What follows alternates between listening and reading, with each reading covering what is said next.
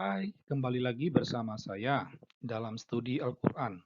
Sebelum membahas topik kita, mohon dukungannya untuk mengklik tombol like, subscribe, notifikasi, dan mohon video ini di-share agar semakin banyak orang mendapatkan pencerahan.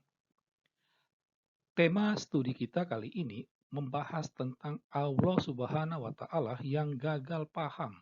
Ya, jadi kalau kita membaca ayat-ayat Al-Quran, kita banyak menemukan bahwa Allah Islam ini dia gagal paham. Apa yang dia katakan itu menunjukkan bahwa dia tidak paham. Ya, nah, ini topik kita. Kita berangkat dari fakta. Ya, fakta yang dapat kita jumpai baik itu di dunia maya maupun di dunia nyata, yaitu umat Islam sibuk merecoki ajaran agama lain. Ya, kita mungkin pernah dengar nih ada ustadz yang ceramah mengatakan soal Allah Tritunggal atau membahas tentang kealahan Yesus itu hasil obrolan warung kopi, ya, dan lain banyak skalanya, ya.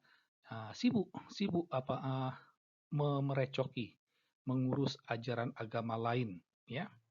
Nah, tetapi yang harus dipahami bahwa apa yang dilakukan ini terinspirasi dari Allahnya sendiri, ya, terinspirasi dari Allahnya sendiri karena Allah Subhanahu wa Ta'ala juga melakukan hal yang sama, ya.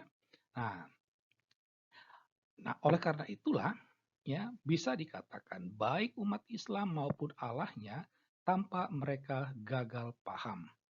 Ini memang sangat menyedihkan. Nah, kita akan tampilkan beberapa tema yang ada dalam Al-Quran di mana Allah Subhanahu wa Ta'ala ini kelihatan gagal paham.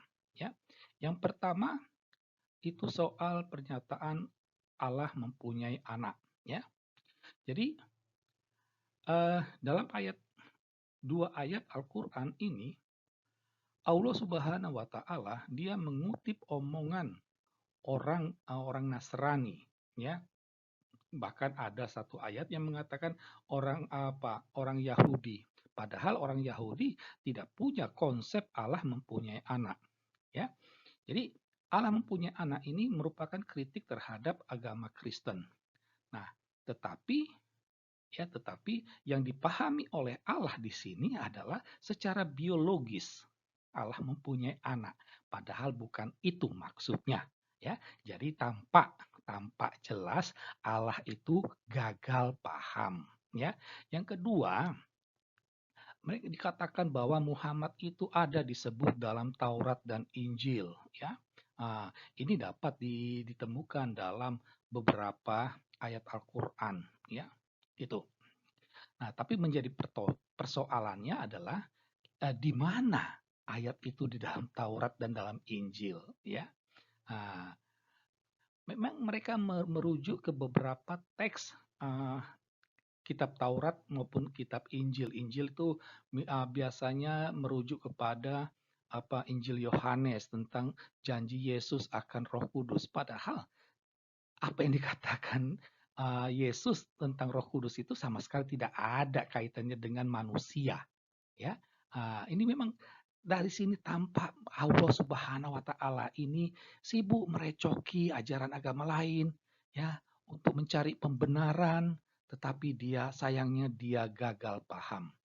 Nah, ada juga, ya, di mana Allah merecoki komentar orang Nasrani dengan orang Yahudi waktu itu bahwa mereka adalah anak Allah dan kekasih Allah. Lalu Allah mengatakan, kalau kamu anak Allah, kekasih Allah, kenapa Allah menghukum kamu karena dosamu? Ini juga nampak Allah itu tidak paham, ya, itu bahwa orang Israel, orang Kristen itu anak Allah, kekasih Allah, bukan lantas berarti mereka itu tidak berdosa, tidak. Ya, Allah tetap mengasihi, ya. bahwa relasi Allah dengan umatnya itu dalam tradisi Yahudi dan Nasrani itu ada banyak penggambarannya, ya, ibarat pokok anggur dengan rantingnya, eh, gembala dengan kawanan dombanya, ada macam-macam. Kok itu malah direcoki oleh Allah Subhanahu wa taala ini. Dan di sini nampak Allah itu gagal paham, ya. Nah, itu. Selain itu misalnya ada pernyataan, "Mari ikut kami," orang apa, ini pasti orang Kristen yang ngomong, "Mari ikut kami, kami akan memikul dosa dosa kalian." Gitu. Lalu di sini komentar Allah, "Mana mungkin orang memikul dosa orang lain, sementara dia sendiri punya dosa." Gitu. Nah, ini Allah itu tidak paham bahwa yang dimaksud oleh orang Kristen itu adalah Yesus. Yesus yang memikul dosa umat manusia. Dan Yesus memaku dosa-dosa manusia itu di kayu salib. Karena itulah salib menjadi sarana penebusan dosa manusia. Itu. Ini keyakinan orang Kristen, kenapa direcoki? Nah, menjadi persoalannya Allah itu gagal paham, Allah tidak mengerti. Itu menjadi persoalannya. Nah, ini nampak dalam ayat surah 29 ayat. Yang terakhir ya, ada pernyataan orang Yahudi dan orang Kristen bahwa hanya orang Yahudi dan Nasrani saja yang masuk surga. Ya, jadi Allah langsung menanggapi omongan orang Yahudi dan orang Nasrani ini. Ini aneh sekali, ya. Itu bahwa itu tidak benar katanya, bahwa mereka itu masuk surga. Dari sinilah ya, dari pernyataan ini ya, lahir pernyataan bahwa hanya Islam yang masuk surga, sedangkan orang kafir itu menjadi bahan bakar neraka. Itu buah dari pernyataan hanya orang Yahudi dan Nasrani masuk surga.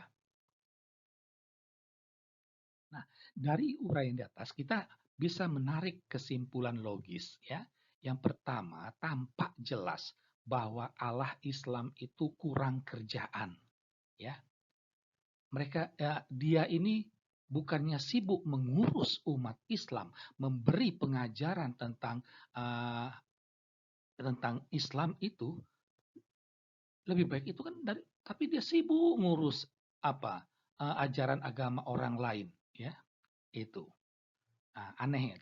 Allah Islam ini kurang kerjaan, ya. Dia sampai lupa untuk menghentikan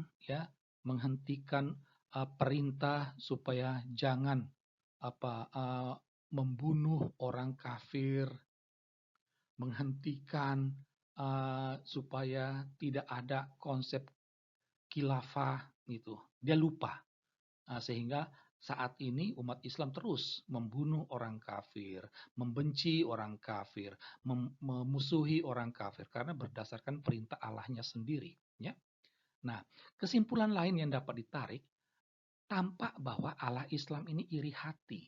Dia iri hati mendengar ada orang Yahudi dan orang Nasrani mengatakan bahwa kami anak Allah, bahwa kami kekasih Allah, sementara umat Islam bukan. Dia iri. Lalu disitulah dia komentar ya. Nah, yang berikut kesimpulan lain, Allah Islam tuh sok tahu padahal tidak tahu. Ini kesimpulan logis yang ketiga. Dia merasa diri sok tahu, ya, tahu bahwa uh, apa kekasih Allah, anak Allah itu, padahal dia tidak sama sekali, dia tidak tahu, ya. Nah, dari sinilah tampak bahwa Allah Islam itu kelihatan bodoh, ya. Nah, itu. Inilah hasil studi kita. Semoga studi ini membantu Anda untuk dapat memahami Allah orang Islam. Sekian dan terima kasih.